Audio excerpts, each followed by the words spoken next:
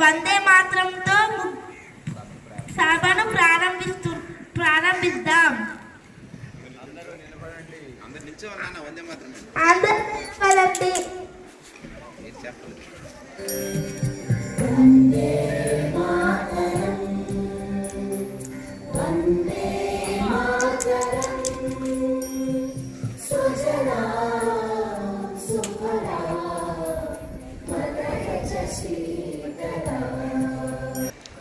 ప్రస్తుతం శీతాకాల సమావేశములు నిర్వహిస్తున్నాం. ఈ సభా సమయాన్ని వృధా చేయకుండా సమయాన్ని సద్వినియోగం చేసుకుంటున్నామని కోరుకుంటున్నాం. భారత రాజ్యాంగ దినోత్సవ శుభాకాంక్షలు. ప్రపంచంలో అతిపెద్ద ప్రజాస్వామ్య దేశం మన దేశం. ప్రజాస్వామ్యంలో మన ప్రజలకు బాధ్యత వహించాలి. దీనిని అధికార పక్షం మరియు ప్రతిపక్షం వారు అందరూ సహకరించాలి. ప్రజా సంక్షేమం కోసం అనేది చట్టాలు చేస్తాం. వాటిని అమలు పరిచేందుకు కృషి చేస్తాం. రాజ్యాంగం ద్వారా ప్రజలకు అనేది హక్కులు కల్పిస్తాం అనేది బాధ్యత కూడా ఇస్తాం. ప్రజలందరూ చట్టాలను గౌరవిస్తూ వారి హక్కులను అనుభవిస్తూ వారి బాధ్యతను నెరవేరుస్తున్నప్పుడు ప్రజాస్వామ్యం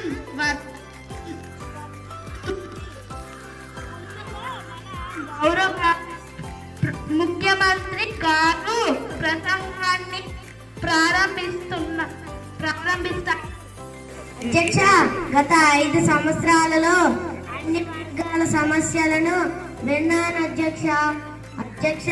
మా ప్రభుత్వం ఏర్పాటు చేసిన సుమారుగా 6 నెలలు వస్తుంది అధ్యక్ష. గౌరవ ప్రతిపక్షానికి నా విన్నపం, ఏదైనా సలహాలు సూచనలు ఇస్తారని నా మనవి. సంక్షేమ అభివృద్ధి విషయాలలో రాజీ లేని పాలనను అందిస్తామని ఈ సభకు తెలియజేస్తున్నాం అధ్యక్ష. Now opposition leader will talk. For this opportunity. This is an extremely great journey of the largest democratic country of world. This is the victory of all the people of India who made our country democracy successfully. This is the victory of great visionary leaders such as Babu Rajendra Prasad, Maulana Abdul Kalam, Jawaharlal Nehru, Sardar Vallabhbhai Patel, etc., who made this constitution powerful and lawful.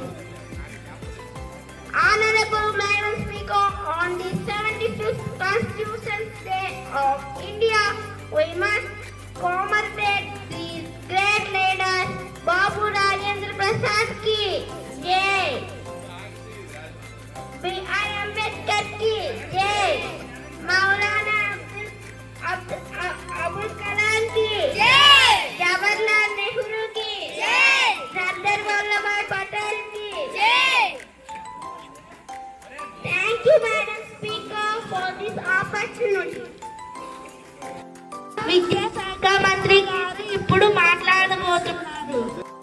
గత ప్రభుత్వంలో తెచ్చిన GO 117ని ప్రస్తుత మా ప్రభుత్వం రద్దు చేసే విధంగా ముందుకు పోతున్నాం అధ్యక్ష. అదేవిధంగా ప్రతి పంచాయతీకి ఒక మోడల్ ప్రైమరీ స్కూల్ కూడా ఏర్పాటు చేయబోతున్నాం అధ్యక్ష.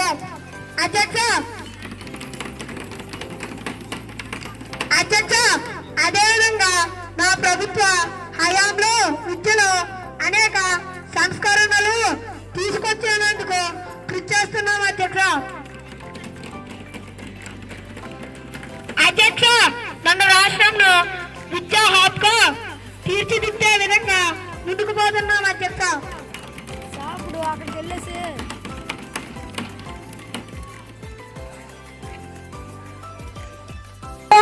అడగండి.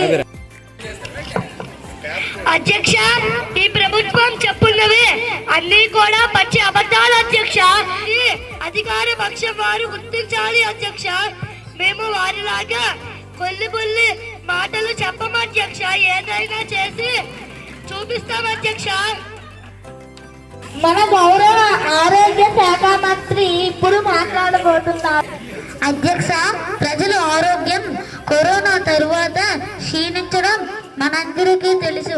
అయితే మేము ప్రస్తుతం ప్రతి గ్రామంలో డాక్టర్లు పంపి ఆరోగ్య సమస్యలను తెలుసుకుని ఉచితంగా మందులు ఇస్తున్నాం. అవసరమైతే పెద్ద ఆసుపత్రులకు దగ్గరగా ఉండి పంపిస్తున్నాం అధ్యక్ష. ప్రతి ప్రభుత్వం పాఠశాలలో పిల్లలకు వైద్య పరీక్ష, రక్త పరీక్ష చేస్తున్నాం అధ్యక్ష. అన్ని రకాల ఆరోగ్య సమస్యలను జాగ్రత్తగా ఎప్పటికప్పుడు అందరికీ తెలియజేస్తున్నాం అధ్యక్ష. ధన్యవాదాలు అధ్యక్ష. దీనిపై సందేహాలు అడగండి. Madam Speaker, all the information given by the Honorable Health Minister absolutely improper. I have to correct information in this file. Madam Speaker, if you observe in village patches, there is not even proper medicine. In tribal areas, still we are getting medicine deaths because of data NC. Thank you, Madam Speaker. రోడ్ల భవనాల మంత్రి. అధ్యక్ష, మా ప్రభుత్వం ఏర్పడిన తరువాత రాష్ట్రంలో రహదారులపై ఏర్పడిన గుంతలను పూడ్చడం, కొత్త రోడ్లను వేసి ప్రగతి పరుగులు తీసేలా చేస్తున్నాం అధ్యక్ష. ప్రస్తుతం చాలా నగరాలు, పట్టణాలు, మండలాలు, గ్రామాలలో గల రోడ్లను బాగు చేస్తున్నాం అధ్యక్ష. అవసరమైన చోట కొత్త రోడ్లను వెడల్పుగా చేస్తున్నాం అధ్యక్ష. ప్రమాదాల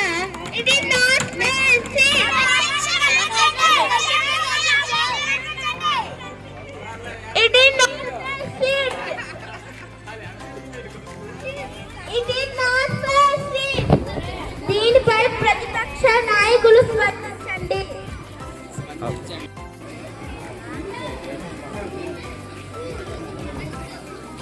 అధ్యక్ష, మంత్రి గారి మాటల్లో నిజం లేదు అధ్యక్ష. ప్రభుత్వం చేసేది గోడలతో పబ్లిక్ సిట్టింగ్ కొండతో అధ్యక్ష. ఎటువంటి మాటలు లేవు అధ్యక్ష. రాష్ట్రంలో చూసుకుంటే రహదారులపై ప్రమాదాలు ఎక్కువగా జరుగుతున్నాయి అధ్యక్ష. దీనిపై వివరణలు ఇవ్వాల్సింది అధ్యక్ష. ధన్యవాదాలు అధ్యక్ష. మన గౌరవ ఆర్థిక శాఖ మంత్రి మాట్లాడబోతున్నారు.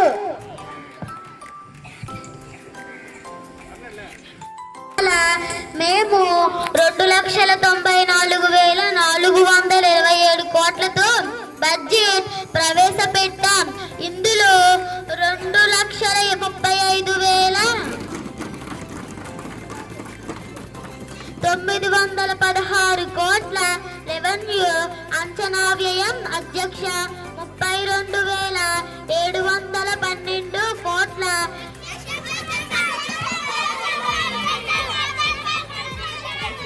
ప్రతిపక్ష నాయకులు ఈ సభను మార్చేయకండి, కూర్చోండి.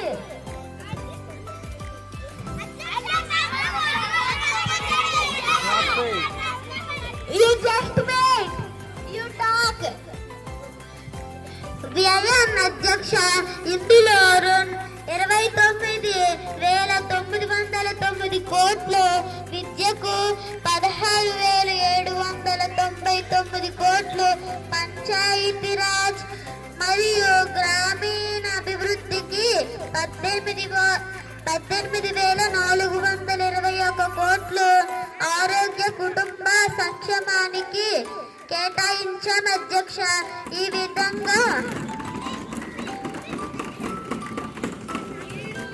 విధంగా మేము మన రాష్ట్రాన్ని అన్ని రంగాలలో ముందుంచడానికి అవసరమైన ద్రవ్య వనరులను మేము సృష్టిస్తున్నాం అధ్యక్ష. ధన్యవాదాలు అధ్యక్ష. చెప్పుతున్నవన్నీ కాకి లెక్కలు అధ్యక్ష. మంత్రి గారు అరచేతిలో వైకుంఠం చేస్తున్నారు అధ్యక్ష. వాస్తవానికి రాష్ట్రంలో సంపద సృష్టించడం అంతా బూటకం అధ్యక్ష.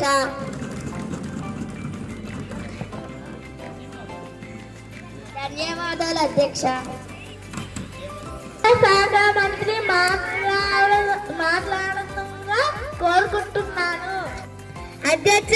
మా ప్రభుత్వం ఏర్పడిన తర్వాత ఎన్నికల హామీ మేరకు ప్రతి పంట చెనుకు నీరు అందించడానికి అన్ని గ్రామాల చెరువులను వరద నీటితో నింపించారు అధ్యక్ష.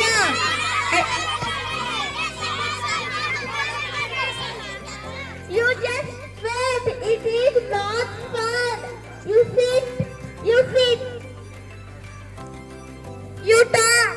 ప్రతి పంట చెనుకు నీరు అందించడం వలన వేల మంది రైతులు కళ్ళల్లో ఆనందాన్ని చూసాం అధ్యక్ష. రైతే రాజు, రైతే దేశానికి వెన్నెముక అనే నినాదానికి మా ప్రభుత్వం 100% అనుకోవం అధ్యక్ష.